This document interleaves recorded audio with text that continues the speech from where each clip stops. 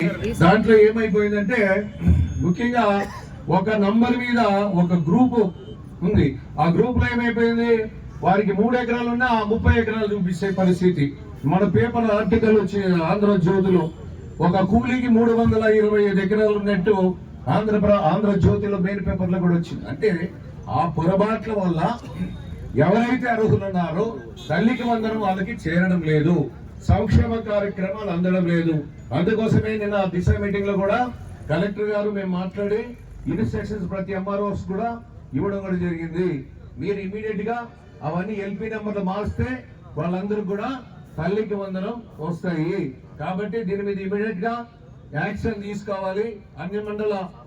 అన్ని ఎంఆర్ఓ ఆఫీసులకు ఇన్స్ట్రక్షన్స్ ఇచ్చి త్వరితగతిన పూర్తి చేసి ఆ కార్యక్రమం ఎవరైతే ఉన్నారో అర్హులు వాళ్ళందరూ కూడా అందే విధంగా చర్యలు చేపట్టాలని ఈ సందర్భంగా కోరుకుంటూ ఈ అవకాశం ఇచ్చినటువంటి మీ అందరికీ కూడా పేరు